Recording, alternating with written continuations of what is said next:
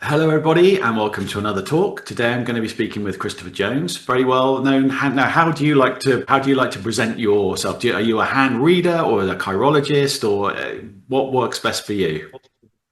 Yeah, I think the word hand reader is probably the best term because it's so generic, really. I don't really mind the word palmistry.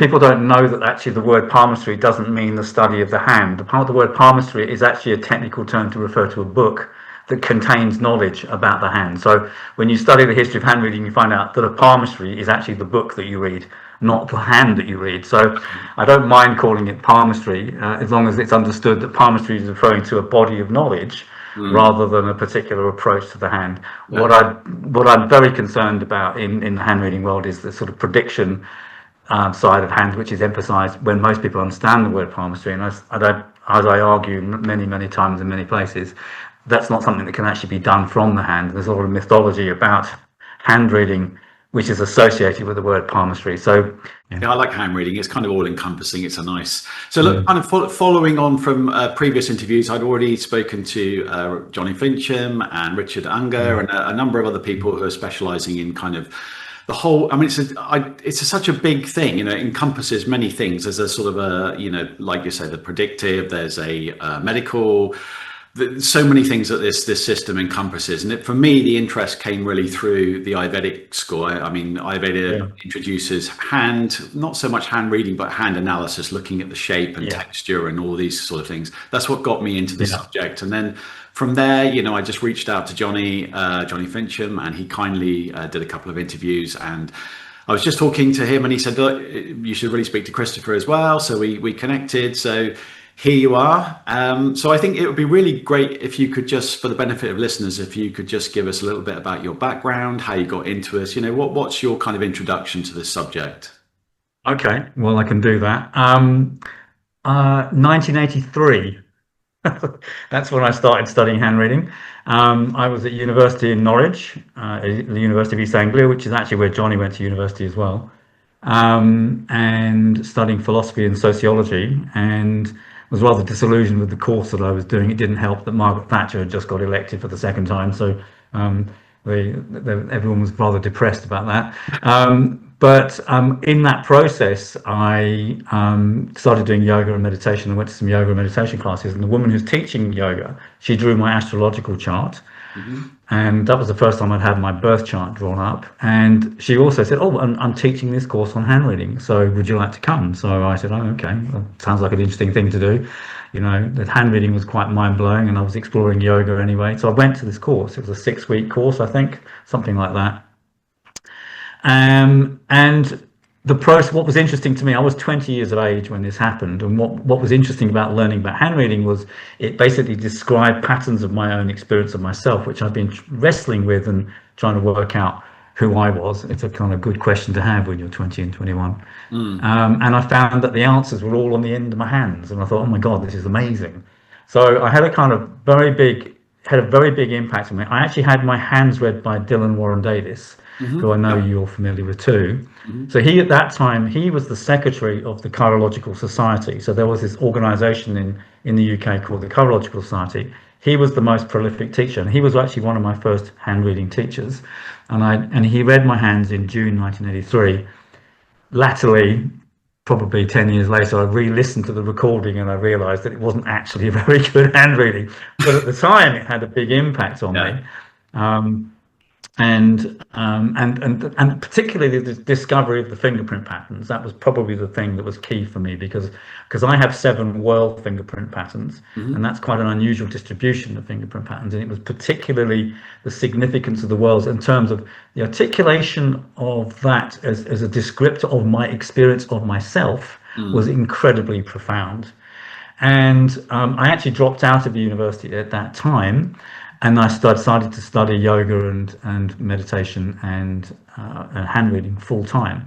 So Mm. I did that for the next couple of years, and then I got back. I went back to my university studies, and I got into Oxford University, and I did philosophy and theology at Oxford between '86 and '89. And in that process, in 1988, Dylan had left the society and I became the secretary of the Cheirological Society. So I was the Cheirological Society secretary from 1989 till 1999, and I came to New Zealand in 2000. So for that sort of 10-year period, I was running the Cheirological Society. We had about 120 members usually every year. I was the most active teacher. I ran courses for beginners and intermediate classes. I went all over the country, taught everywhere, into Europe, taught in Europe. So I was basically teaching many people. I had a correspondence course that I'd set up. If you remember C90 tape cassettes, it was on a C90 tape cassette. In fact, if you look up there, you can see those attaché cases up there. All the cassettes of all the things I taught are up on there still. So I was diligent enough to record them all in the 1990s with the thought that if I ever stop doing this and I forget it, I can actually listen to my own tapes. And when I was studying in Norwich, the head of the Cheirological Society, which was this character called Terry Jukes, he promoted me to being one of the teachers within the organisation. So I've been teaching hand reading since 1984. But when I was in charge of the society, he basically let me run it the way I wanted to do it. And that process, what happened there was I started investigating all sorts of different kinds of things. So in addition to learning the 5-element approach that he was promoting, like the first book I ever bought on hand reading was The Laws of Scientific Hand Reading and Cairo's book. So I got those in like 1983. They're my first sort of palmistry books, if you like. And because I was at Oxford, I had access to the Bodleian Library. Now, for those that don't know, the Bodleian Library is a copyright library, so that means every book that's published in the UK has to be deposited into the Bodleian Library. And that's every book, including every book on hand reading. So when I finished my degree, what I decided to do was I was going to go to the library and read every book on hand reading. So that's what I did.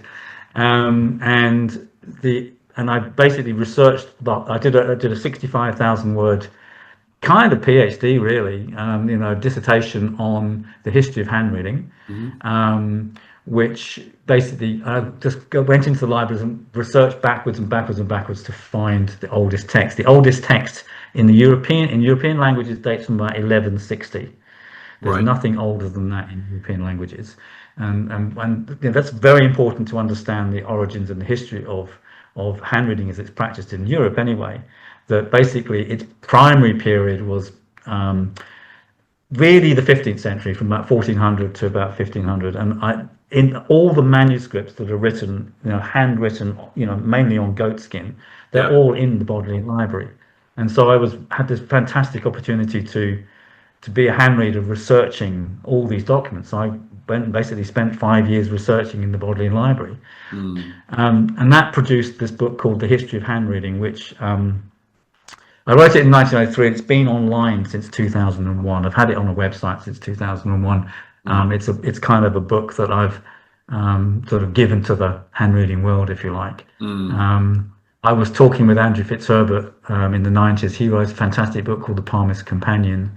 And in 1992 it came out. About 94 he wrote to me and said, I don't know what's the matter. I've only sold 100 copies of the book.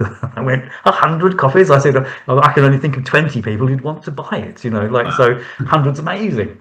And it was a bargain. If you try and buy that book now, I've seen it on Amazon, it's like $680 US to buy it. It's an incredibly important book and incredibly rare, but not because a lot of people who want to do hand reading, like you, they want to do medical diagnosis or psychological diagnosis, whatever they're doing, they don't really know about the history of it. And so I didn't think that would be something that would be a seller. So I basically put it on the internet in 2001 and left it on the internet. It was on Johnny's website for about 10 years. It's now on my website, and it's freely available as a kind of complete historical overview of hand reading. And then the funniest thing was in 2018, I got downloaded by some Russians. I found out 2 years ago it's been published in Russian. Oh, wow. For any of your Russian audience there, you can actually get my book on hand reading, the hand reading history, in Russian. Fantastic. And I'm in contact with the guy who translated it. He did try. he did sincerely try to get hold of me in 2018, but he couldn't. I wasn't being particularly active at that time. He couldn't find me. A couple of observations that to start with. Like, firstly, it's interesting that both you and Johnny, obviously, he speaks of a similar kind of genesis of how he got into this, and so I'm presuming it's the same lady that probably no. I left when I left UEA when I left Norwich in 1986 to go to Oxford. I taught this guy called Dave Gillen how to do hand reading, and I left him in Norwich as being in charge of hand reading in Norwich. So he took over all my hand reading practice in Norwich, and Johnny studied with him first of all. I was just thinking like that sort of that Indian influence at the beginning, like you both got interested in yoga, so that's that sort of. Well, he was doing the same yoga. The same yoga. He and I met for the first time in 1989. Actually, we met in 1989 at a residential yoga retreat in Croatia, and that was the first time I met him. And that was a really important meeting. I mean, there's actually a photograph of us with together in that particular meeting, but. What was important about that is that how things developed from there, because from about 1990 onwards, he and I we ran these things we called the Advanced Study Group seminars. They were like conferences basically. So we ran these conferences usually twice a year, and we did them for years and years and years. And basically what we did was we get together with the top hand readers, and you could only attend if you presented a paper. Okay. So that was the key thing. You had to, so we would choose something like relationships, emotionality, sexuality from the hand. That's our theme for the weekend. So you can present whatever paper you want on, let's say, sex in the hand, or the water line, the heart line in the hand, and what that means about relationships. And I picked that one particularly because that was the seminar where Johnny brought to the conference his paper on what he then called at that time the passion line, which you probably, if you've done his course, you probably know about the passion line. It's this angular, as I called it at the time, it's an angular descending upper minor water line. So then we kind of had to have a kind of slightly more elevated languaging, as I was referring to it at that time. But anyway, that's what he presented that the notion, that observation about this line at that particular series of meetings, and that's kind of what it was designed to do. It was designed, these sessions were designed to bring people together with their discoveries or researches, and we did ones on mental health, we did ones on physical health, we did psychological stuff, we did emotional stuff. I mean, that's the kind of the remit of the approach that we were taking with the elements. You've got the earth element is health. You've got the water element is relationships, sexuality. You've got the fire element, which is careers and jobs and work. And you've got the psychological element of the air, personality and psychology. And then, of course, the fifth element, spirituality. So we kind of basically created themes around those particular elemental idioms and did researches in that. So, I mean, we've had, you may not have heard of some of these people, but some of them are actually quite well known now. I mean, there's the woman called Talma Brill. She's in Israel. She also studied with Arnold Holtzman, but she did some research into schizophrenics and the Hasidim in Israel, and had articles published in psychiatric journals in Israel. She came and presented her papers on schizophrenia in the hand at our mental health seminar. So she came all the way from Israel to Oxford. That one was. There was another woman called Birgitta Berath who came from Sweden. There was a guy called Johan Hellenborg who lived in Denmark.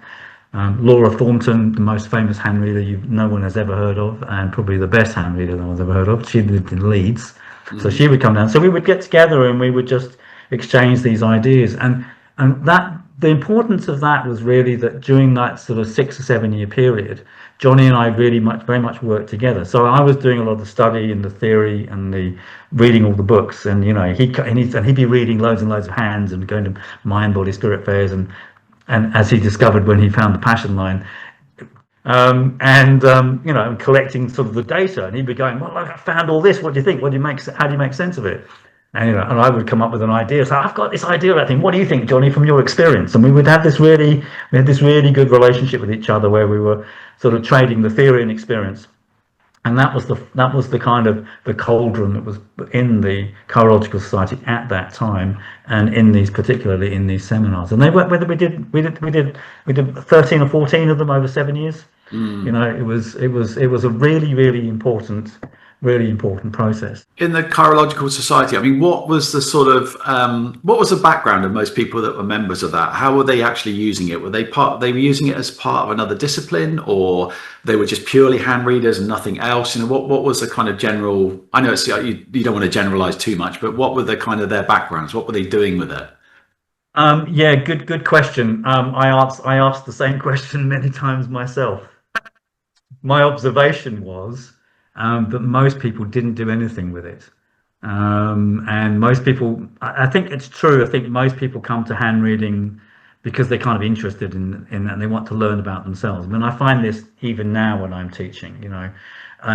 So the way I teach now, I teach different kinds of courses. I've got courses for people who are serious about it and who want to become professionals, Yeah. but also my introductory course. It's a 6-week course. It's like, hey, come and find out about yourself through your hand in it, and that's very popular. And so people think hand reading is going to be really easy. You know, think, oh, it can't be that complicated, surely. You know, and it's like, well, have you thought about how complicated human consciousnness is? You know, once you start thinking about that, you kind of realize actually it is going to be complicated. So, as I said, there's typically about 120 members in the society there. Effectively, they were all students of mine. Everybody studied with me because I produced all the journals and I did all the teaching, and you know, so one way or another, they'd done courses with me and they were interested in taking it further. And we produced the journals. Just a handful of them here. Just, you know, we got all these journals that we put out 4 times a year. Okay. And that's, you know, there's articles and essays and things in that which are, you know, Are they still available as complexity. downloads? Can people access those if they? No, you didn't feel like digitizing them or anything like that. It's all kind of. It's not at the top of my priority list. No, Just that asking. So. But I mean, like, some of the material in there is already online. I mean, like my essays on the history of hand reading are in those journals, but that's all online. So some of it's online. But I promise you this, Andrew. I will promise you. Anything that's good in there, I will write about it or I will put it online. Okay. So, but the you know, a lot of that material is really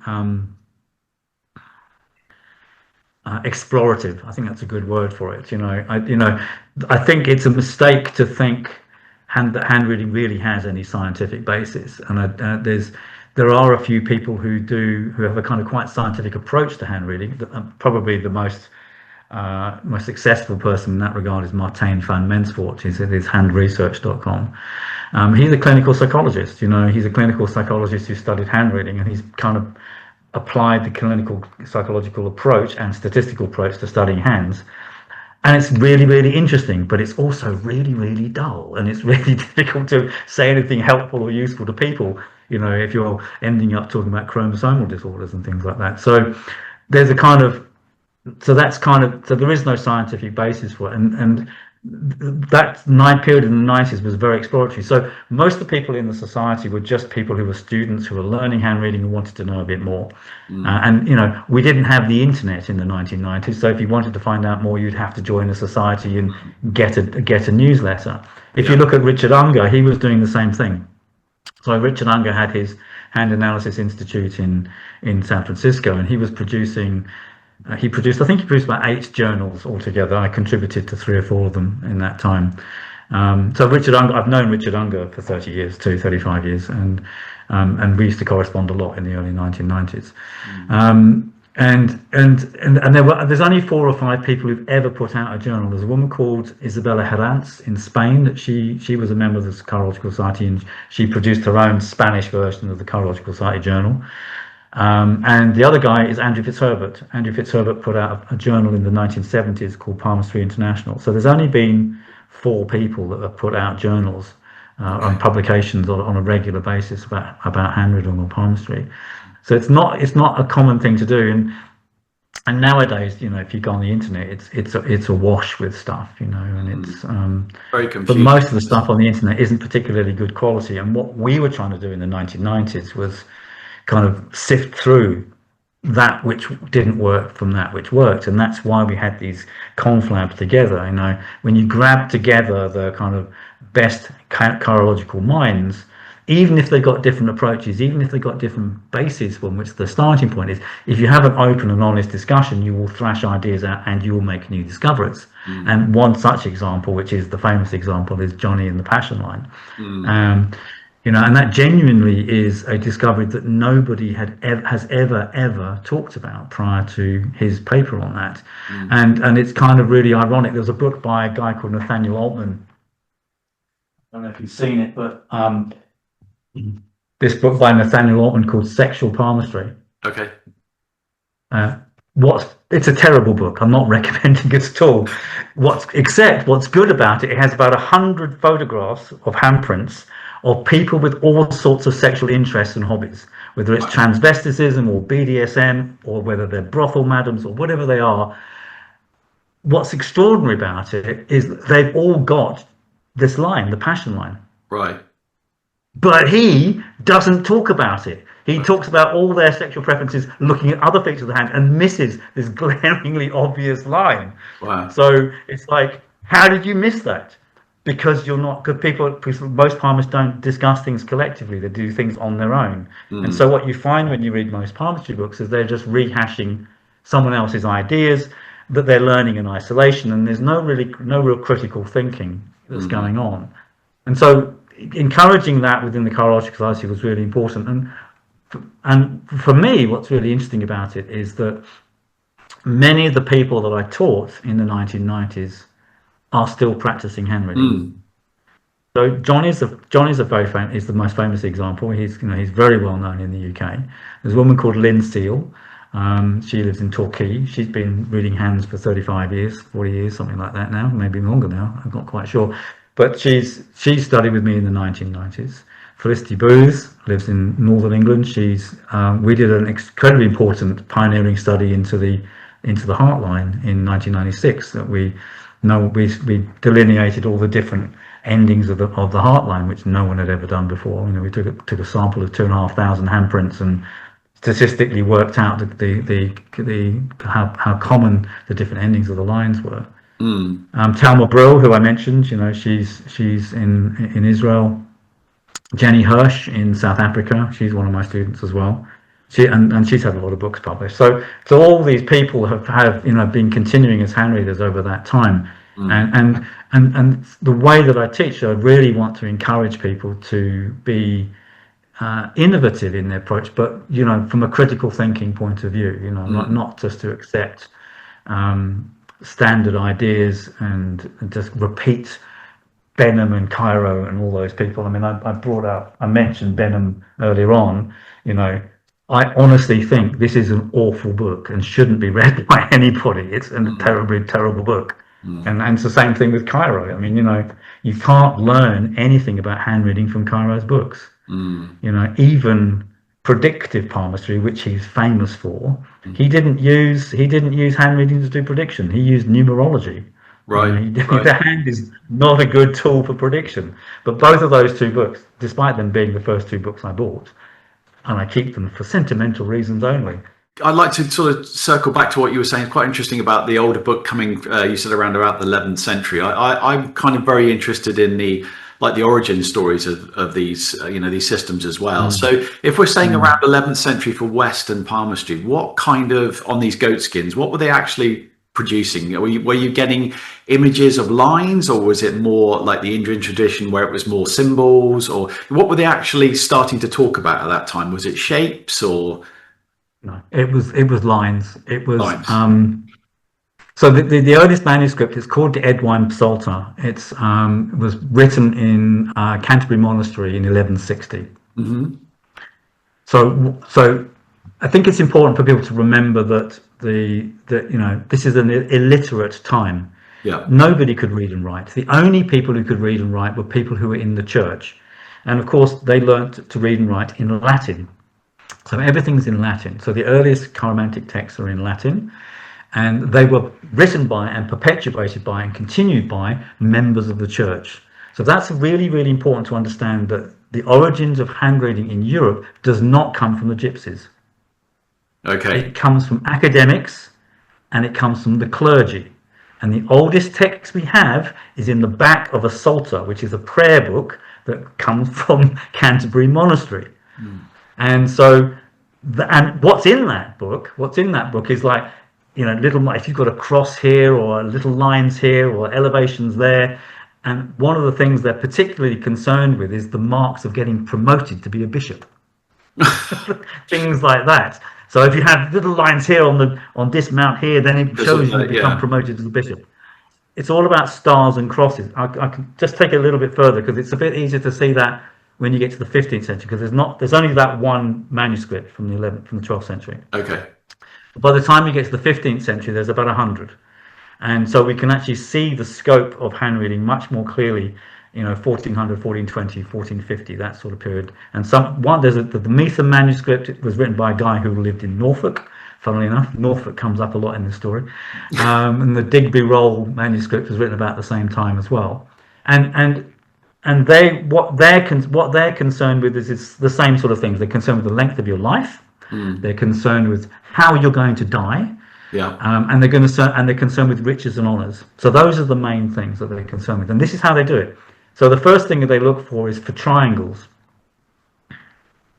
Because the triangle is a really important symbol in Christianity. Because it's a sign of the Holy Trinity. Yeah. So if you have a triangle in your hand, that means you are blessed by God. Right. So the origin of this notion of looking for triangles in the hand comes from that theological perspective. Okay. Similarly, for a cross, what's the significance of a cross? Again, it shows how you're going to die, because Jesus died on the cross. So this what you've got there is an imposition of symbolism that comes from the Roman Catholic Church onto the hand. I mean, You'll get the same thing in Ayurvedic traditions as well. You get a particular theological perspective and you apply that to the hand, and then the symbols are interpreted from that particular perspective. Well, how about like astrological information? Was that prevalent right at the beginning, or that comes much later? No, not at all. But the church has a kind of an astrological. If you go to a lot of these old cathedrals, you'll see all the sort of the symbolism of the 12 zodiacal signs and like kind of hidden astrological symbolism in there. Would that not to it in Absolutely. any way? No, it doesn't. It doesn't, because you read all these old texts and they don't mention astrology at all. They call this is the hill of the little finger. This is the hill of the leech finger. That's called the leech finger. It's not called the Apollo finger. It's called the leech finger because they believe that the ring finger was connected to the heart, which is why you wear a marriage ring on your ring finger. The tradition of wearing a marriage ring on your ring finger is because this ring finger is connected to your heart.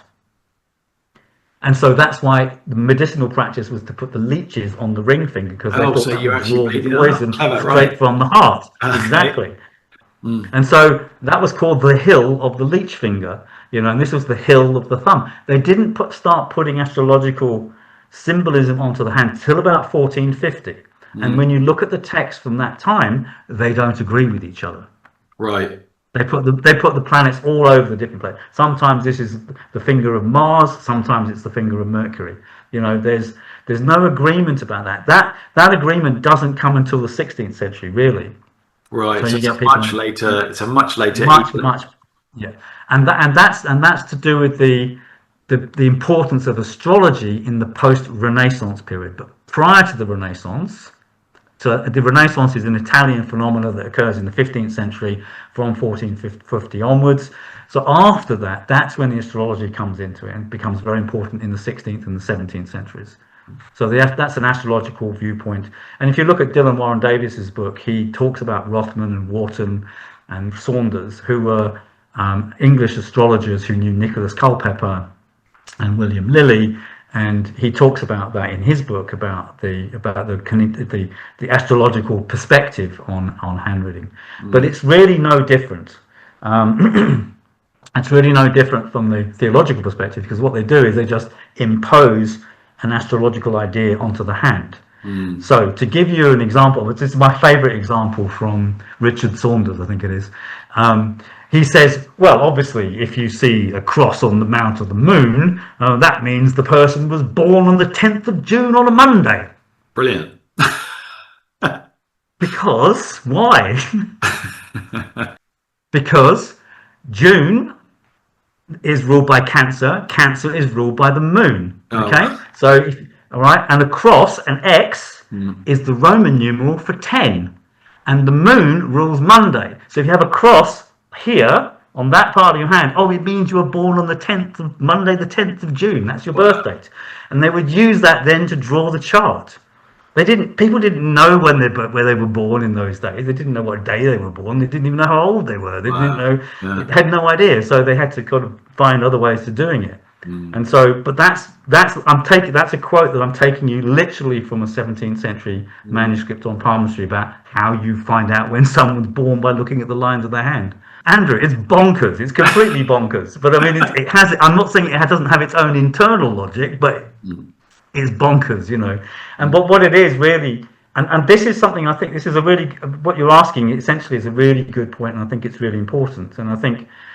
And the importance of that is about how we approach hand reading, because the problem with the medieval chiromancy and the post-Renaissance astrological chiromancy is they're taking an idea and they're imposing it upon the facts. Now, philosophically speaking, that's called a deductive approach. You have an idea and you place it on the hand and you try and work out how it fits with the facts.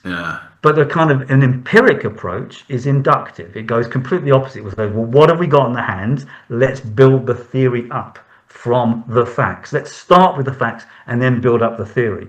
But astrological chiromancy and the Renaissance, pre-Renaissance chiromancy using the theological symbolism is taking, of course God exists, and of course the Roman Catholic Church is the most important framework. We have to view everything according to that. Boom, it's imposed on the hand. And they did that in the 17th century. Astrology was studied at university. Everything was considered through an astrological lens, including medicine. Newton was an astrologer before he was an astronomer. Astrologers were called mathematici. A mathematician. You had to be a mathematician to be able to do the calculating for astrology. And so they were all tied up together. That was a kind of paradigmatic worldview, and that explains also why astrology and hand reading and palmistry and alchemy all kind of fell away from about 1680, is because the worldview changed, the paradigm changed, the way we looked at things. The rise of science turned alchemy into chemistry, turned astrology into astronomy, and hand reading just fell off the chart completely and was ignored for 200 years. Well, what's the date when the two actually really marry? So when do we actually see astrological interpretation and palmistry become one, inseparable? When do they actually become, in the West, when is that tradition actually united? So you'd have your palm read and it would be, it would almost like an astrological reading via the palm. Or did that never? No, never. It never really happened. Never. No, never at all. Astrology, hand reading treatises in those. I mean, the time that probably the most nearly attempted to do that was in the 17th century, and the one palmist, astro-palmist, who did that was a guy called George Wharton. Johannes Rothman, and he would draw a chart and then draw a picture of the hand in the middle of it, but. The problem with that is that they didn't have photographs, they didn't take handprints, and so they do these little drawings of the hand, and you can't rely on someone's drawing of a hand to make that. So, that's really what that line was doing in that. You got no evidence for it. So they attempted to do that, but I don't think they were serious about it, because if you look at people like Paracelsus or Robert Flood, the amount of stuff they wrote on chiromancy, what they called hand reading in those days, is tiny. They wrote loads on astrology and a little bit on palmistry. It was really not. It was not an important subject to most people, even if they were astrologers. And I think that's fair. And I think that's fair because astrology is a much bigger subject. And I'm not denying that if you study astrology and if you study someone's birth chart and you study someone's hand, you will find a big overlap between the views. And that's something that the SSPP used to do. There's another organisation in the UK which went from about 1945 to about 2005, which was founded by Noel Jaquin, one of the pioneers on fingerprint analysis. And they did what they called correlation evenings, and I used to go to their conferences, and that's where I met lots of these other hand readers. And on the Friday evening, they would have a volunteer would get up and put their handprints and an astrological chart and a sample of their handwriting, and all the different hand readers and astrologers would then give us an analysis of this person in front of the whole room. And it was always amazing how much overlap there was. As I mentioned, I've been, had my first astrological chart done in 1983, and I am an astrologer too, I have long wanted there to be some kind of overlap, and investigated it thoroughly in the 1980s and found it completely wanting. And I think that really the answer is they are two different disciplines, and they have very different provenances. The one thing that's about hand reading that it's not good at is timing. You really can't do timing on the lines of the hand. And if you insist that you will, if you take something like the lifeline or the major earth line and you time that line is no more than usually about 10 centimeters long, which means if you assume that people live to 100, that means you've got 1 millimeter per year that you could calibrate that line, which basically means, however, even if you were able to get that absolutely accurate, and that's a big assumption, the nearest you could get to from a dating point of view will be to within a year. So when you actually look at what palmists do from the lines of the hand, they'll say, oh, in your early 20s, or about when you're about 50, or something like that, which is really kind of vague. Astrology is like, on the 6th of February 1999, this is going to happen to you. I mean, because astrology is based around timing. It's all about the movements of the planets at very specific times. What its particular forte is timing, the precision of that. And if you practice astrology at all, and you do transits or you do progressions or you look at people's charts over a time, and I've done this for 40 years, looked at my own chart, I can map every significant event in my life, and it correlates with significant astrological transits, and not just around 1999, like literally on this date until this date, and astrology has that advantage because it is the study of the interface of time into this three-dimensional experience that we live in. Just since we spoke a couple of weeks ago, just prior to this talk, it kind of reignited my interest in some of the early astrological texts in India, and I contacted a professor who's been working on particularly like Indian marks, and they're looking at the whole body. They're delineating from like lines on the forehead, the hands, the feet. It's basically the whole body is used to try and work out, what predict things or medical. So I was looking through the book, and just to see whether he had sort of focused in on any areas of timing. And he was saying that although you can find texts around the sort of 1st century AD, they're talking about these marks, but the bulk of the book, or the volume of the book, is about astrological interpretation. The section on the actual reading the body parts is very, very small. It's like maybe one chapter, and this gets repeated and repeated. And again, like you're saying, it seems nothing really codifies until about the sort of 15th, 16th century, and then the system really starts to come into focus, and they bring a lot more detail into, but again, they're still not using you don't see so much about the main 4 lines in the hand. It's more about symbols, and again, like the fingerprint interpretation. So I'm sort of beginning to think now, I wonder how much of this is really ancient, and how much of it is much more of a modern interpretation. Those pictures that I'd sent you of some of the palm plants, that were showing like the conch shells and the peacock feathers and the whorls, or the chakrika, the discus on the fingers. And like he says in there, it goes into all kinds of things. It's not just the palm prints, it's how the body, the voice, the quality of the voice, the complexion, how the person moved, how smoothly they moved, and all these things are all part of the analysis. Well, if you have a good hermeneutic, you can actually do all of that from the hand.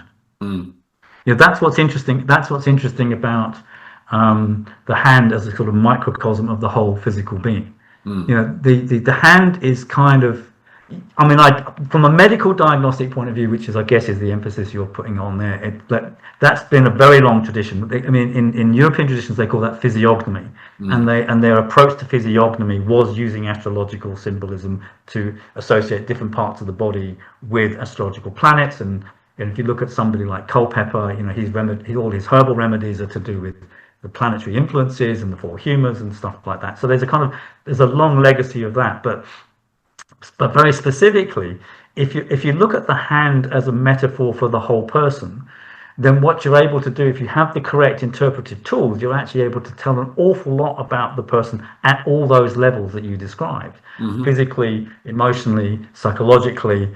And the one I always emphasize to my students is, well, what job do they do? You know, like it's very difficult and possibly dangerous for hand readers to do a sort of health diagnosis from the hand. And I don't really teach that stuff because I don't think most people are qualified to do that. And I think people can make big errors of judgment, or they can overstate claims about health analysis from the hand. So I'm really wary about that approach. I mean, there is some good medical stuff that you can know from the hand, when you've got discolorations like palmar erythema, or you've got nail conditions like digital clubbing.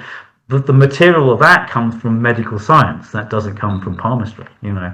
So if you're going to do medical diagnosis from the hand, let's borrow that knowledge from the people who really tested it, not some spurious 15th century tradition which may be really old but may or may not have any basis to it.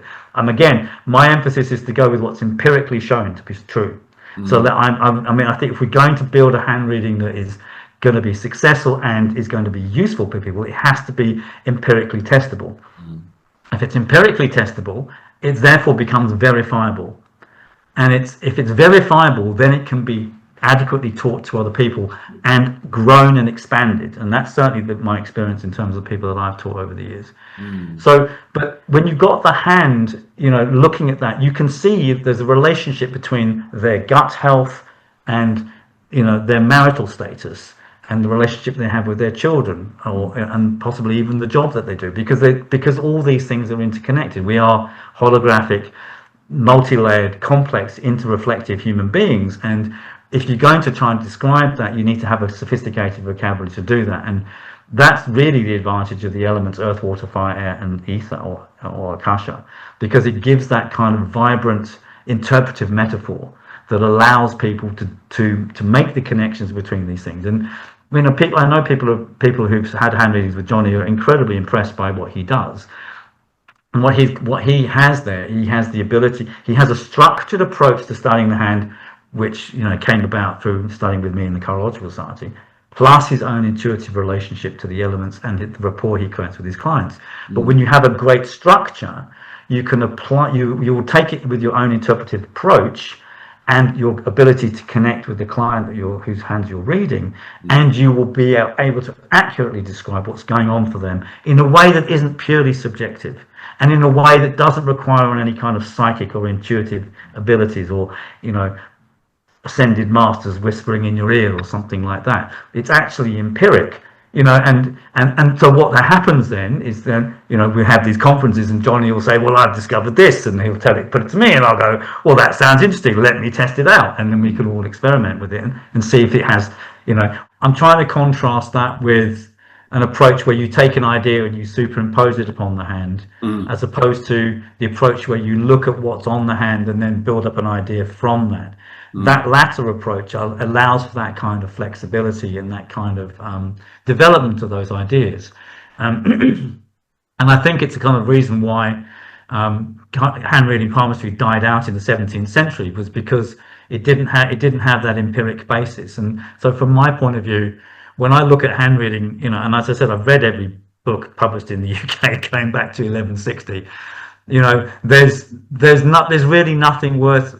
Anything that was written before about 1920 is really not worth the paper it's written on. Right. And that's primarily because of an approach that's being taken, and the way that people are looking at the hands. Because when they revived palmistry in the 19th century, they just copied the old stuff from the 17th century and used the mounts and the planets and those sort of things. So where you start getting a difference is when you start getting interest in the fingerprints. Yeah.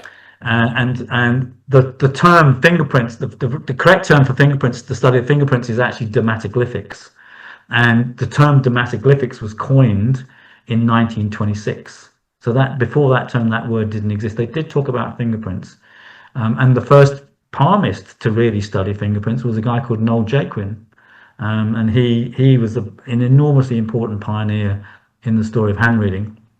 Probably one of the three most important palmists of the 20th century, because he was the first person to describe the psychological significance of the fingerprint.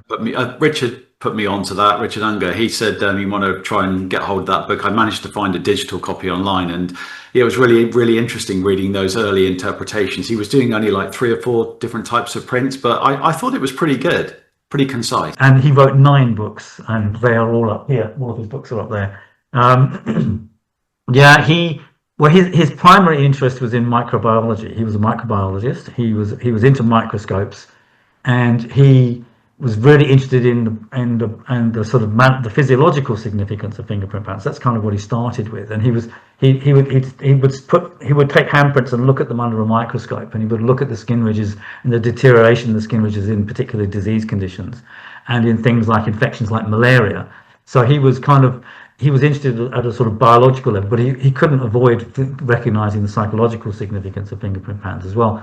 But he actually doesn't say an awful lot, and as you quite rightly said, he only talked about 5 fingerprint patterns, and in fact there are actually more than 5 fingerprint patterns. He doesn't really go into them in great detail, but I always acknowledge Jake Quinn because he's the first person to really talk about fingerprint patterns. And that really is one of the big differences between Cairo and Benham and modern handreading. So if you look at Benham's book, he doesn't talk about fingerprint patterns at all. He goes on about fingertip shapes. He talks about the mounts. There is one drawing he has in this book where he says, well, if you look very closely, you can see the ridges make a little triangle formation, the triradius as it's called. He actually does a drawing of that, but he doesn't notice the fingerprint patterns. And if you look at Cairo's books are great because they've got lots of handprints in them. He's got all these amazing handprints of famous people that he's taken prints of. And if you look carefully at the prints, you can actually see them, but it's not even mentioned. That's strange, isn't it? But he doesn't even mention them. So and what's interesting about those books, those authors. So Benham's book was written in 1900, and Cairo was really active in London in the 1880s and 1890s. And at exactly that same time, Francis Galton is defining fingerprints. So Francis Galton is the cousin of Charles Darwin. He's a geneticist, and he's interested in fingerprint and morphology and stuff like that. So he wrote his first book in 1892 called Fingerprints, and then a second book in 1895 called Fingerprint Directories. Sufficiently that Arthur Conan Doyle picked up on it and has Sherlock Holmes detecting a murderer by fingering the fingerprint pattern. And also the other one is so that the point, the literary people at the time knew about fingerprints, even though the palmists themselves didn't. So it's kind of like really interesting. As I say, you kindly sent me a copy of your interpretations of the Dermatoglyphs book, which was originally 1992. So you're currently actually in the stage of you're reworking that book. It's coming out again. It's going to be released in, I think you said early next year, is it? Coming out the book I've have written, and it's with the publishers right now and is due out in January 2026. It's a book very specifically on the fingerprint patterns. And you mentioned that I wrote that book in 1991. I could probably say a little bit about that as well if you like, but when I was learning hand reading myself, so that early 80s time is when I was going to consider myself to be learning it. In the early 90s is when I'm sort of starting to disseminate and teach it. But one of the things that I thought was really missing from everybody's tradition was a really decent study of the fingerprint patterns. There was no clear indication, for example, how common fingerprint patterns were. Even if some people label, enumerated the different types of pattern, nobody had kind of like, well, of course you get whorls on. They're very common on this finger, but you hardly ever see them on this finger. There were no statistics about that. So I did as part of my diploma studies for the Cheirological Society. This was my advanced thesis for my advanced diploma. I did a survey of handprints, and I collected the stats for the different distributions of fingerprint patterns, so I could work out how common different fingerprint patterns occurred on different hands. And also how many types of fingerprint patterns there are. Now, if you look at Francis Galton, he defines there are 4 main fingerprint patterns. The world. Maybe I can pull up a screen of him. Put up your slides. That might be useful to see. So we're talking about this, so people can see what we're talking about. So this is a general description of the different types of patterns. So Galton basically defined the three main fingerprint patterns as being the arch, which is like a humpback bridge, you can see there at the top. And then the loop, you've got this sort of rounded method like that. And what's notable is you get this little triangle formation here called a triradius. And the triradius is located on the side. And there's only one of them. And then you've got a whorl, which is a spiral shape, but the whorl has got two triradii. So this differentiation of the fingerprint patterns into these types, where you have an arch which has no triradii, the loop which has one, and then the whorl which has two triradii. That classification system was developed by Francis Galton in 1892. So that's the basis of that. But they're not the only prints. In fact, you get other prints. You get a tented arch, and here you can see that the triradius is in the middle. Yeah. So that little triangular formation is in the middle, and then you've got the ridges going up and over it. You have a double loop or twinned loop where there is the loop going in one direction and a loop going in the other direction. I always think that looks a bit like the yin yang symbol. It always reminds me of the yin yang symbol. I totally agree with you, and that's a very good way of interpreting that particular pattern. And then the sixth most common pattern is the peacock's eye, which is actually just a variation of the whorl. So you've got the spiral shape in the middle, and you can see there are two triradii here and here on the side like that. And then with the loops can go in two different directions. So there's an ulnar loop which goes that way, and then the radial loop goes in the opposite direction. So they're basically the same pattern, but they just point in different directions. And so that's important when it comes to interpretation. So what it turns out is there are only 7 types of patterns, and those 7 patterns account for 99% of all fingerprint patterns all over the world, but they're not distributed equally. Right.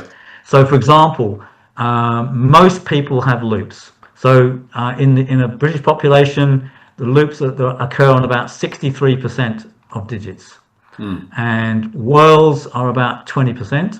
Yeah. And arches are about 8%. And but in the Māori population in New Zealand, whorls occur on about 65 to 68%. Yeah. So the whorls are much more common amongst certain populations around the world. And so the distributions of fingerprint patterns are different amongst different people and different ethnicities.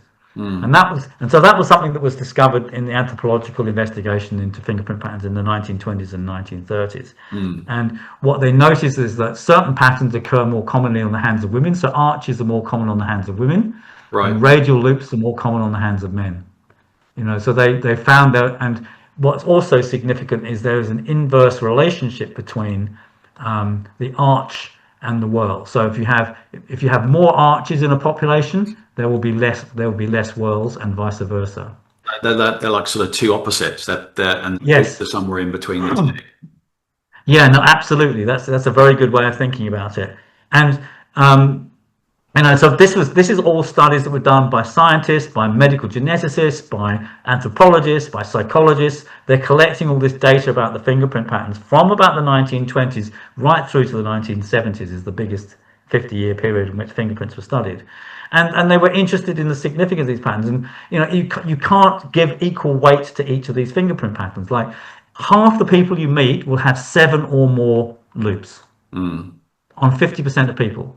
So if you got loops on the hand, that's kind of a normal experience, and that describes the sort of social and gregarious orientation that people have. And so if you have 7 loops, you fit in really well. You do well at school. You're part of a team at work. You've got a good social friends. You've got a sense of community. You have a sense of belonging, and that's very easy for you if you have lots and lots of loops. Right. If you have 7 out of 10 arches or 7 out of 10 whorls, not so much. You feel very different. And what we've noticed is, for example, people with lots of whorls tend to be what are now called neurodivergent people. So you find lots of people with lots of whorls are on the Aspergic or autism spectrums or have other sort of neurodivergent attributes because they think differently. You'd expect to see in a normal person's hand, you'd expect to see maybe 2 2 whorls, maybe 3 whorls on a hand. Yeah. So that's quite normal. But if you start seeing 6, 7, 8, 9, or 10 whorls in a hand, you've got a much more a different emphasis in the way that you're wired, because the fingerprint pattern shows something of the sort of fundamental wiring that you have.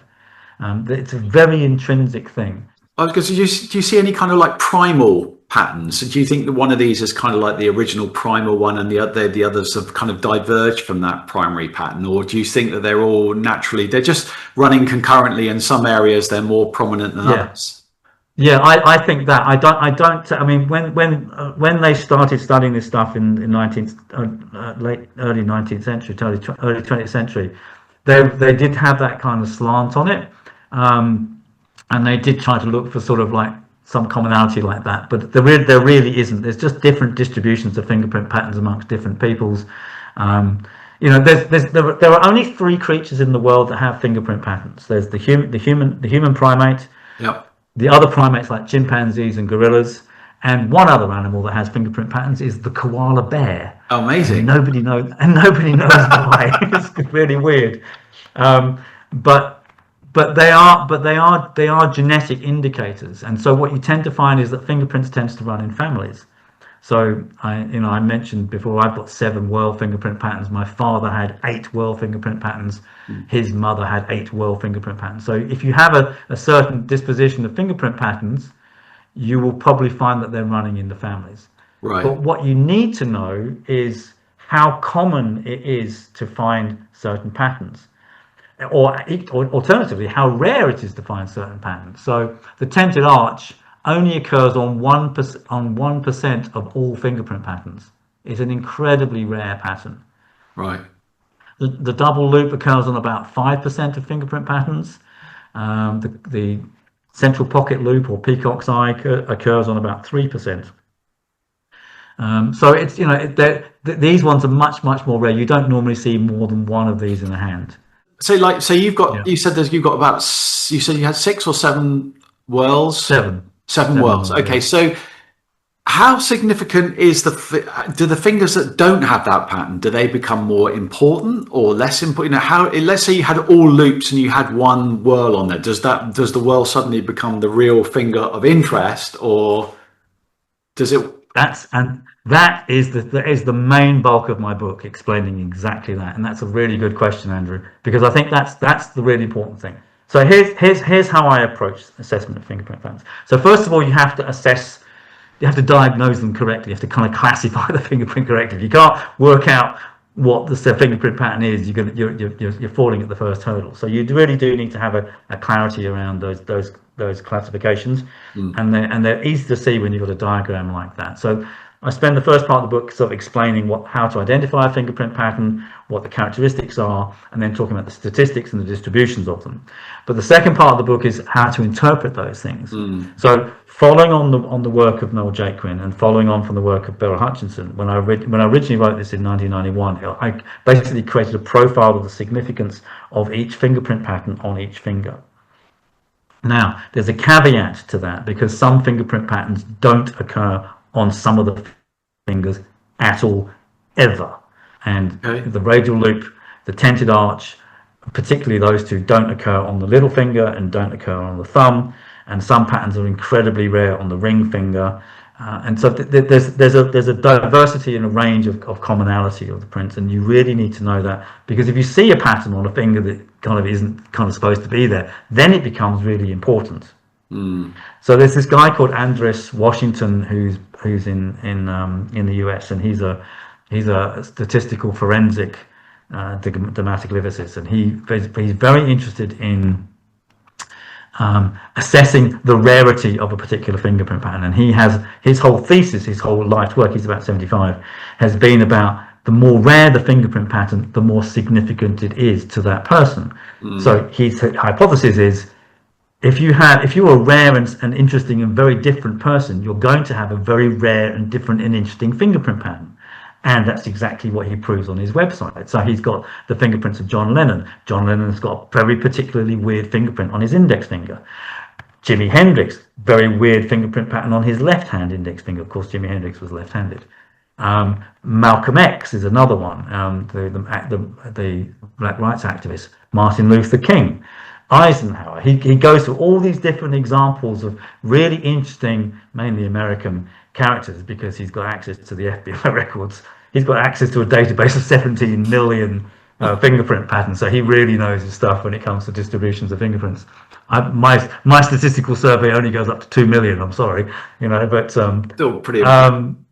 still pretty. Yeah, I mean that's from Scotland Yard. It's not my own personal one, but I have included that in the book. So the sample, when I'm talking about distributions of fingerprint patterns, there's my own study, then there's Scotland Yard statistics, and I've included all of those in the book, so you can actually get an idea of how common or how rare the different fingerprint patterns are.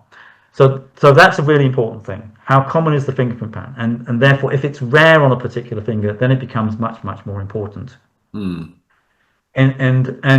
which finger it's on is also therefore really important from an interpretive point of view. So if we look at the fingers in terms of different, I call them identities, because these are the fingers are to do with the mind. The palm is the body, the fingers are the mind. So the way that we understand the fingers is in terms of what impact it has on cognitive processes, on psychological characteristics of that human being. And the fingerprints are right on the top phalange of the finger. So that's the earth, water, fire, air section of the phalanges. So it's to do with the way that conceptual processes occur within the different digits and representation of the different digits. So the index finger is to do with your personal identity. So the fingerprint pattern on this finger is probably the most important fingerprint pattern of all. And what's interesting about that is this fingerprint pattern, the fingerprints are more diverse on this finger than they are on the other fingers. So I mentioned how there were 7 fingerprint patterns. There are some fingerprint patterns that only significantly occur on this finger, notably the tented arch. It occurs on 4% of index fingers and almost not at all on any of the other fingers. And the radial loop fingerprint pattern almost only occurs on this finger. It occurs on about 22% of index fingers and almost no other digits, and never seen on the little finger or the thumb. So there are some fingerprint patterns that only occur there. And then all the other fingerprint patterns, the other 5, occur in different distributions. So the only finger that gets all 7 fingerprint patterns manifested on it is the index finger. And then remember, I said that those 7 patterns only cover 99% of fingerprint patterns. There are some really weird fingerprint patterns. Well, what are we looking at? What would be something that you've never seen before, like a sort of? Would you like me to show you an example? I can't really discuss that without showing you an image. But maybe if I can do that. Can you see this one? Okay, that looks like a tented arch. They are tented arches, aren't they? I know it looks like a tented arch, doesn't it? It's not. So what's differentiating that apart from? Hang on. All right. Can you see that okay? Yep. All right. So this is a really, really peculiar genetic, really weird formation of the fingerprints called ridges off the end syndrome. Right. And probably the easiest thing for you to do is to compare it to your own fingerprint patterns. What you find when you look at fingerprint patterns is they all curve around before they get to the top of the finger. Whether it's a whirl or a loop or whatever it is, they all curve around. These ones do not. They basically go zing, and they go right off the edge of the digit, which is why they're called ridges off the end syndrome. Yeah. That's not my name. That was T.J. David, 1971, who first discovered these fingerprint patterns. But this is an extraordinarily weird, anomalous fingerprint patterns. The woman whose handprints these are, I actually lived with her. She was one of my students. And this was an amazing discovery. I took her handprints and read these before I knew about these particularly weird fingerprint patterns. And so it was amazing to discover the paper in the Bodleian Library when I was studying it, to find out what they represent. What they mean is we don't know. So again, this is a point I want to indicate about fingerprint patterns. Having one example of a particular fingerprint pattern does not give us enough information to make a hypothesis as to its significance. Now, I could describe her personality, I can tell you what she's like, I could make some conjectures about that, But unless I find someone else who's got the patterns and they've got the similar characteristics of personality, I can't confirm that that's actually a true hypothesis or not. And I've never met anybody else with this. But what is known about this pattern is it's genetic, and it's a very peculiarly weird genetic formation that occurs in particular people's hands. I mean, I'll just show you this as an example again. These are all her fingerprints. That's loops. Yeah, she's got loops on the thumb. Exactly. Yeah. So she's got loops on the thumb. Oh. Fine, nothing wrong with that. It's a perfectly good loop. But all the other fingerprint patterns just go weirdly off the palm. So there are definitely some very, very strange fingerprint patterns, and some of which, like this, are unclassifiable. So they are in a category of their own. Let me just show you a couple of other ones. So these are all the really weird fingerprint patterns. These are all in my book. I've discussed them all in my book about and how often they occur and so on. But a Newton's loop, yeah, a Newton's loop. So a Newton loop is an incredibly rare pattern. It occurs in 0.86% of male fingerprint patterns. And this is the thing. So it's a really rare fingerprint pattern, right? And it's so rare you'd expect never to see. I've hardly ever seen any of these. Maybe seen one or two. But Malcolm X has got two of them. This is actually Malcolm X's thumbprint. So you kind of, you get a really weird fingerprint pattern like this, and you get a really unusual character like Malcolm X in terms of his political activity in the 60s, and you go, hang on a minute, this is an exemplar of a certain kind of behavior. Again, we can't be only going to be speculating, because we don't get, until we get someone else who confirms that, we don't really know if we're taking the empiric process. But I do like noting the hypothesis that Andreas Washington has, which is, if it's an unusual fingerprint pattern, it shows something unusual about the person. Yeah. So somebody walks in and says, right, look, I want you to do a hand analysis. You're looking at all the regular stuff, the shape, the texture, the strength, the primary lines. How much is this a part of your overall? So in other words, how much weight do you put on the fingerprints when you're doing an analysis? What's more important in the hand? The things that change, the things that change quickly, the things that change slowly, or the things that don't change at all. A bit like saying, what are the characteristics about which you can do nothing about? You can do nothing about your genetics. No. You are born in a body. What the hand represents is your physical body. What the fingerprints represent is this genetic construct that's been created by your parents coming together and producing a physical body that is you. And you're constrained by that genetics. You're constrained by that will give you height, weight, dispositions to diseases, maybe particular skills and abilities by virtue of what you've inherited from your parents.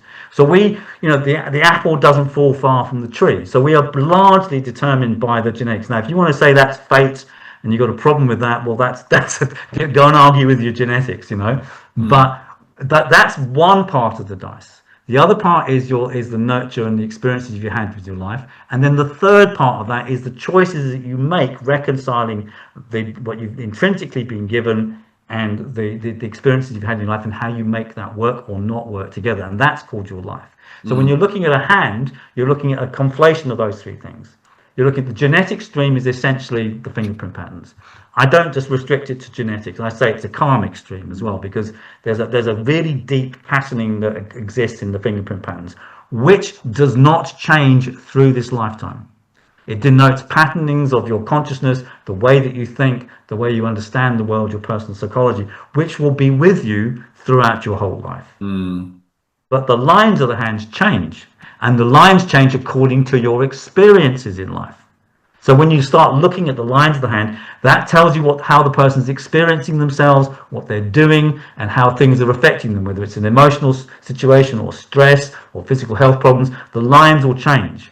So if you want to know what kind of diseases you're going to get, look at your fingerprint patterns. If you want to know what diseases you've got, look at the lines. You may get diseases that are not your genetic disposition to get, because you eat badly. If you have well fingerprint patterns, you're much more likely to get heart disease and die of a heart attack. I mean, I'm 62. I've had 2 heart attacks. And I go, oh yeah, that's kind of, I expect to have heart attacks. That's kind of inevitably what I've kind of got.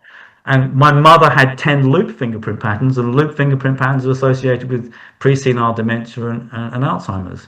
And I told her in 1991, I said, well, you've got loops, you know, you're going to get Alzheimer's. And she said, oh, I didn't want to know that. I said, well, you did ask me. Make a prediction for you. And she did. I mean, it's like there are dispositions. Now, whether you're going to get a heart attack, if you smoke and you overwork and you drink heavily and you don't do any exercise, you're going to get heart attacks. And more likely to have that if you have wells. And so there are things you can do to ameliorate your health. It's not predetermined, but you've got a disposition, and there's nothing you can do about that. Yeah. You know, that's why doctors ask you, and what did your parents die of, and what diseases run in your family? Because the likelihood is you will have that same physiological weakness as well. Yeah. Ceteris paribus, you know. So to answer your question, how I look at the hand, the fingerprints are the most important thing to look at the hand. Right. I'm got an interest in iridology as well, and we say the same thing. I mean, these patterns are formed around the same sort of like fourth or fifth month of utero. These patterns are already set in the iris. But what we say 16 weeks, between the 12th and 16th week of gestation.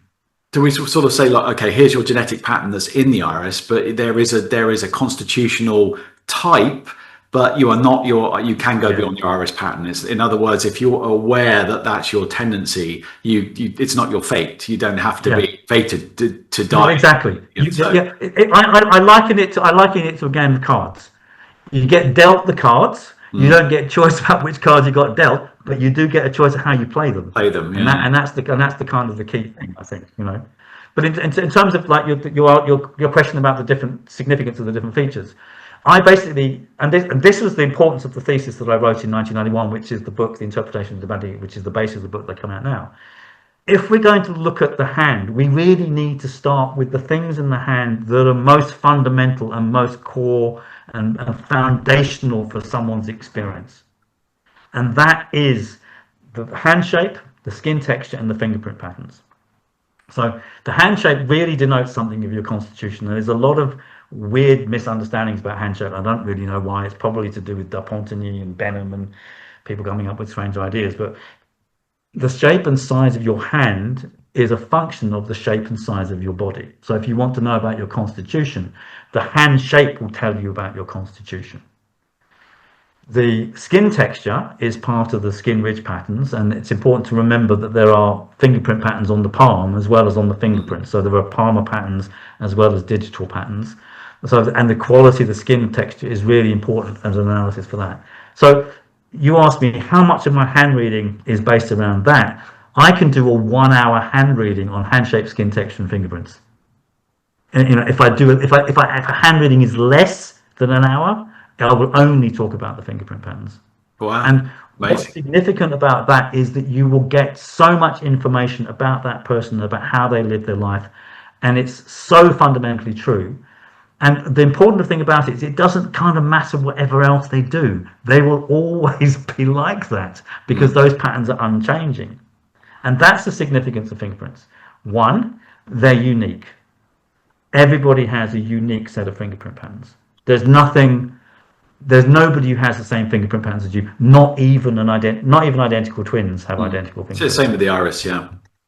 Yeah. So it's uniquely you.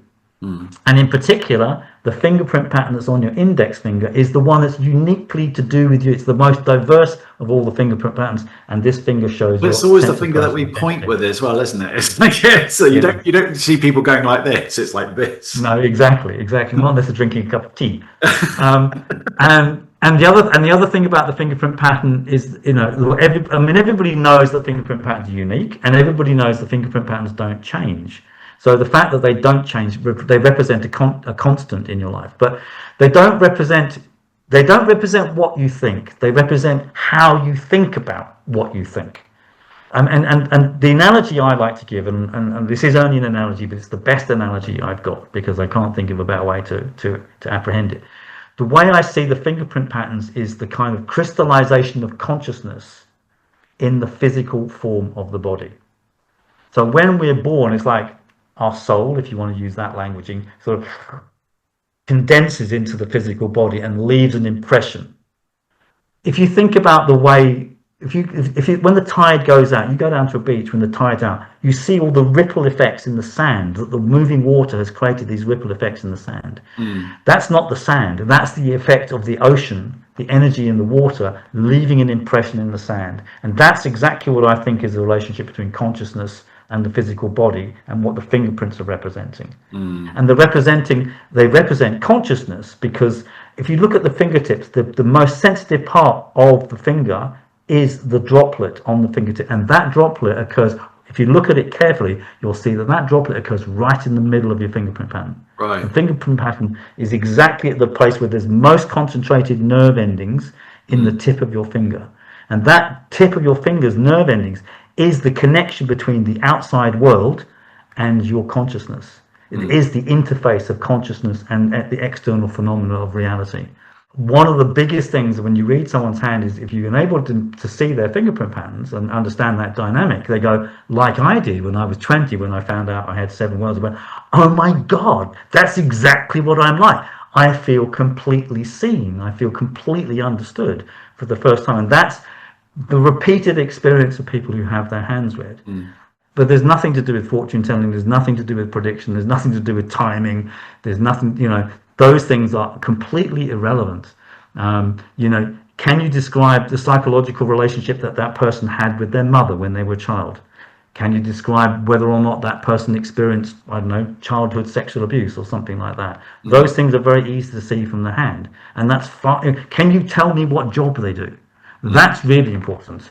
Because if you can work out what job they do, they either do that job, or they have done that job, or they don't. And it's actually very easy to figure out the kind of careers that people should have, and the kind of jobs that they've done, the kind of skill sets that they've got. And it's a very easy and objective way of verifying whether your system is accurate. Now, you'll notice that if you look at most palmistry books, and Andrew Fitzherbert is the exception to that, they don't talk about career. They don't talk about jobs. They don't talk about that. They don't tell you how to teach that, to see that from the hand. They're much more concerned in the meaning of an island in the middle of your lifeline that might indicate that you've had a bucolic liver. It's kind of like, you don't know, and you're not medically qualified to say so, and they'd have to find out from someone else, and they couldn't possibly tell you unless they have a third-party diagnosis by a professional medic. So the problem with all of those things, and this is again the problem with prediction. My biggest problem with prediction is this, because people always say, "Oh, but it was really accurate." Okay, people say my predictions, my handwriting predictions are really accurate. This is how I would want to test that. Okay, I would say, okay, take the handprint of the person when they're 20, write a report, make the predictions down, see them again 30 years later, take their handprints again, see if the hands have changed, then ask them, I said this in that, did those events happen on those dates as I said? There is no palmist that has ever done that, ever. And so there is no corroboration of what they said. And that's making no imputation about whether they're lying or not lying, or being truthful or not truthful. I'm saying it's not verified. If you want to claim, and the thing is, there's an unverifiability about that. Why? Well, most palmists don't do palmistry for 30 or 40 years, first of all. Second of all, most palmists don't take handprints, so you've got no external record of what the hand was like at a particular point in time to compare it to later. And ironically, I'm using this example slightly facetiously, but I actually have got handprints of people that I took in 1983, in 1984, in 1985. And I went to the UK recently, and I met up with those people and took their handprints again. So I've got collections of handprints that I have taken 40 years apart. So I can see how the hands have changed in that time. But if you're going to claim that you can do predictions on the hand, show me the empiric backup for that. That's what I want to say. Same thing. And Liz Hallows is really concerned. If you're going to make a psychological claim about a personality, back that up with empiric evidence. And she did a dissertation, a master's thesis at Queensland University exactly on that particular topic. There's a guy called Lawrence Rooks doing the similar thing at Loughborough University here in the UK. So there are people who are trying to do that, but they're trying to verify that. But I'm saying, let's start with something really easy. What job do you do? Can I work out what job you do from your hand? And if you're a good hand reader, you can. Now, if you get that right, what that does is it gives you confidence that your diagnostic method is correct. And so therefore you can be more assured about the other things you're saying, because you've got the kind of cautious approach to that. And that's what unfolds. I mean, the most important thing about a hand reading is that you are able to describe that person's experience to them in a way that makes them feel seen, heard, and understood. That is incredibly therapeutic for that person to be known and understood in that way. And hand reading can do that. And it can do that particularly if you've prioritized the most important things in the hand. And those are the hand shape, the skin texture, the palmar dermatoglyphics, and the fingerprint patterns. And so when I wrote the book in 1991, what I was really doing was repositioning fingerprint analysis to be the central basis for that hand reading process. And that's what's interesting about Johnny. So this book's coming out next year. But people like Johnny have road tested this book for 35 years. That's the basis of his approach to hand reading too, and some of the others that I've already mentioned as well. But he has, so the contents of this book are not just the ideas I came up with in the early 90s, some of which I had to get rid of because I didn't agree with them anymore. But that book has been in the hands of a dozen people who are still practicing hand readers, who've been using that book as a reference for their own practice for the last 30 years, and they've been able to verify and develop those ideas. I mean, there's ideas in Johnny's book.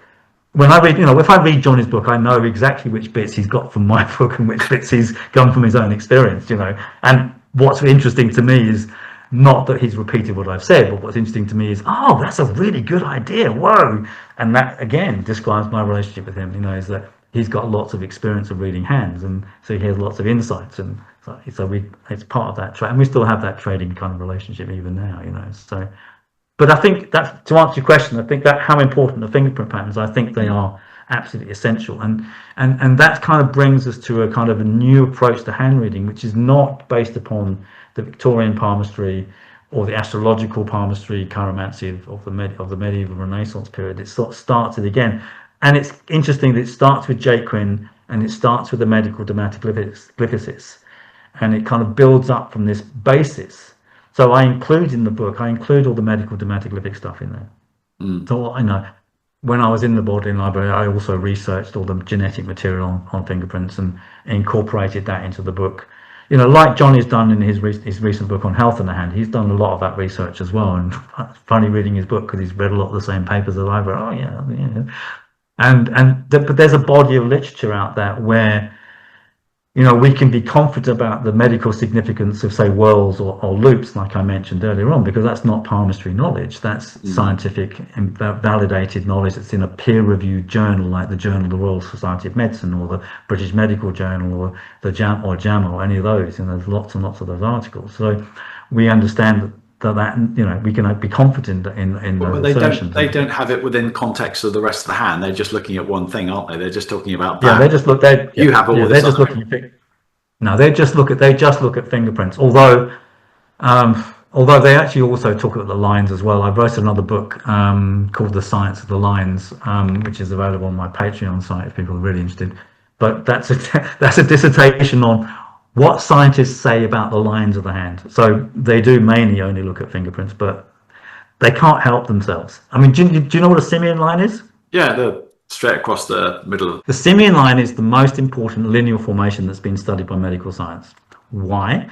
Well, as you probably know, the simian line is incredibly rare. It occurs in about 1 to 2% of people normally, except it occurs in 55% of people with Down syndrome. So it is not the only, but it's one of the most important biometric markers of Down syndrome from the hand.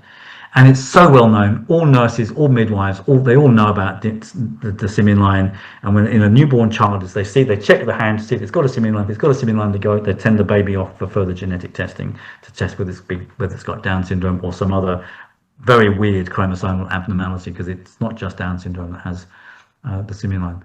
But the reason it's called a simian line is because this formation of the head and heart line joined together is actually extremely common in the hands of chimpanzees and gorillas. Because Western medicine has an evolutionary biological view of humanity, that human beings are evolved out of apes, if a human being is born with a simian line, these two lines fused together, it's like an atavistic sign, a retrospective, but that's where the name comes from. And so it's a completely wrong name, shouldn't be used. Unfortunately, it's the name that sticks. It comes from science. It doesn't come from palmistry. There is no mention of that line in Benham's book, for example, or Cairo's book, they talked about, there's an example in Cairo's book, he doesn't call it a simian line, that's not what he calls it at all. But the notion that it's to do with monkeys is nothing to do with monkey chatter in the Indian tradition. It's to do with this evolutionary biological perspective upon human beings being related to apes, and that line formation occurs more commonly in the hands of apes than it does in the hands of human beings. But when you see that, because they're studying genetic conditions like Down syndrome and Edwards syndrome, Tau syndrome, various chromosome abnormalities, and they're seeing this line again and again and again, they end up talking about it. And so there's actually, in the medical literature about fingerprint patterns, there's an awful lot discussed about the lines, particularly that line, the fused air and water line, or head and heart line, and also the other one where you get this really long extended air line, which they call the Sydney line. That's got nothing to do with Andrew Fitzherbert or anybody else in Australia, apart from Purvis Smith and Mensah, which was a study that was done by some Australian doctors in 1968, where they discovered that line was very common in people who had childhood leukemia. So, but I'm not sure that really has anything to do with leukemia at all. But the point is, they don't really know what they're looking at, but they do look at lines because they've noticed them. And sufficiently that they've actually established that the lines are not formed by folding, but they're actually formed by some mechanism of genetics. And yet they never admit that the lines are anything other than folds in the skin. And so this book I wrote called The Science of the Lines is really an essay using their arguments against them to say, no, the lines aren't just folds in the skin, and you said so in that paper in the Journal of the Royal Society of Medicine. So there's lots of references in that. So yeah, the lines, I'm not dismissing the lines. I'm not saying they're not important, but fingerprints, I think, should be front and center. And that's really what the emphasis in this book is. And where I've been able to draw on the forensic science or the genetics or anthropological science or the medical side of it, I've included all that in the book as well. So that's, there's a whole mixture of those things. And I think that gives it a firm foundation. And then we look at the psychology of the fingerprint patterns, as you asked about, the psychology, the significance of each fingerprint pattern on each finger. And then I go through all the different patterns in the palm as well. And so in reading the book, you get a fascinating study of the whole range of fingerprint patterns, but people can also look at that and find out who they are and what they are. So you can easily identify the fingerprint patterns, and you go through the book and you work out, well, I've got a whirl here and an arch here and a loop there, and what does it mean to have a loop on the thumb? What does it mean to have a tendon arch on the index finger, or whatever it is? And there's a paragraph for each, the significance of each fingerprint pattern. You kindly sent me a copy of the 1991. I had a read through it. I found it fascinating, so I'd highly recommend people get this book when it comes out. It looks really, really good. So, I mean, how do people go about contacting you, looking at what you're doing? What courses are you running? I mean, what's the best sort of contact way to speak to you? Good question. I can put that up on the screen actually as well. That might be easy to do that since I've got it. There we go. Yeah, there's the book. That's the book. That's the book there. That's what it looks like. Great cover. Like the cover a lot. Yeah, nice. I like the cover a lot too. Yeah. That's the contents of the book. It's got, as I said, it talks about the dermatoglyphic terminology, the anthropology, the genetics, looking at the psychological significance of the fingerprint patterns, and then the palmar patterns, and then the medical significance too. And I've included, I mentioned John Lennon and Jimi Hendrix and Malcolm X specifically because I've actually included an analysis of their hands in this book, just of their fingerprint patterns, not anything else. Okay. Just to show you how you can actually do a personality assessment just from the fingerprint pattern. So you don't need to read the lines at all. And also I talk about fingerprint patterns and the karmic significance of them too. So there's a lot of detail. It's about 100 pages. It's 45,000 words. Wow. So it'll keep you going. This is it's one of a kind, isn't it? I don't think I've come across anything like this at all, where you've really gone into that one aspect in such detail. So this should be a real sort of milestone for people that are interested in this particular style of analysis. Yeah, thank you. Johnny says the same thing. He basically says, there's nothing else out there like this, and I actually plan to write 3 books, and this is kind of I thought I'd start with this one because it's accessible. Even if people don't have any prior knowledge of hand reading, you can actually read this and pick it up really quickly. And I feel confident about what's in this book because it's been road tested for 30 years. But I also feel confident about it because once you're not going to get it wrong. You know, if you can identify the fingerprint correctly, it's the easiest thing in the hand to identify. The lines are really tricky. They're really hard to get clarity about some of the lines, but the fingerprints are relatively easy.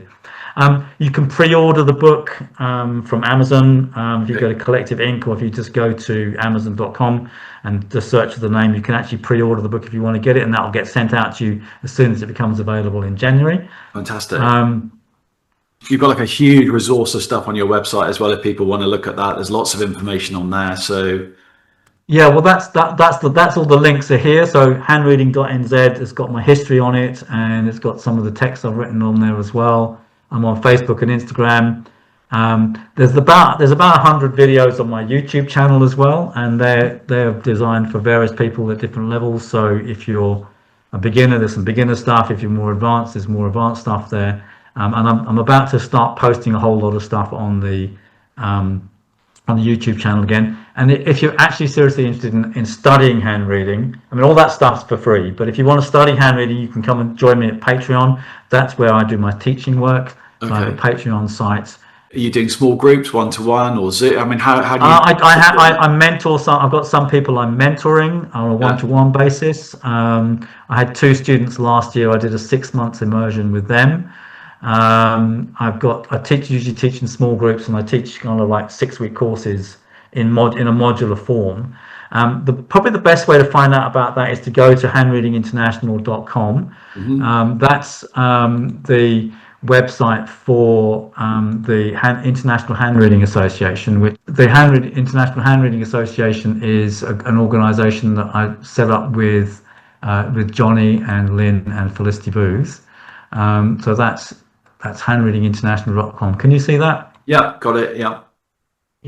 Okay. So that's a kind of overarching association that we put together to kind of work collaboratively with other hand readers. We run conferences. We run conferences twice a year. If you want to find out about the courses, then there's a whole section on diplomas and the contents of those and how they kind of dovetail together. So there's quite a lot of different aspects to that. There's quite a few of us teaching at the moment, and we all work together collaboratively. So we're kind of really trying to bring this approach that I was talking about earlier on, about how Johnny and I were working together in the 90s. We've kind of resurrected that. I came to New Zealand and got married and had children and did other things for 15 years, so that was an important part of my life. But we're at a stage in our lives where we kind of like, I feel like I've got all this information and I need to get it out there. I mean, I've been sitting on it for 30 years, and it's for people who really want to study hand reading and are really seriously motivated to do it, I welcome your interest in studying hands. And it's not easy, and it's hard, there's a lot of thinking that's involved, but if you're interested in doing it, to study with me or with Felicity Booth or with Johnny Fincham, you're learning from people who've got 40 years of hand reading experience, and it's we did all this stuff in the 90s, 30 when we were young men, like young women in our 20s and 30s, and there's never been a better time to do this now, is it? And there's never been so much connectivity and people can really access it. Exactly. I mean, the fact that I'm in New Zealand doesn't make any difference really. We can do it online these days. So if you're interested, come and check me out on my website or the International Handreading Association. I'm sure Andrew will put the links up again if you want to see those. But will do. And the Palmistry Fingerprints. It's a book that's been a long time birthing. So I'm sure it'd be appreciated. So wrapping things up, thank you, Christopher. Thank you for coming on, speaking to us, and I'm sure people will be in contact if they need more information. And it's really great. Just carry on the great work, keep pumping it out and making this available for people. And I'm sure, like anything, you just find what you're looking for. People will gravitate and totally find that material. And to say thank you to you, Andrew, as well. It's been your enthusiasm is infectious, and your curiosity is great as well. So it's been really good having a chat with you today. Thank you very much for your time. Thank you again.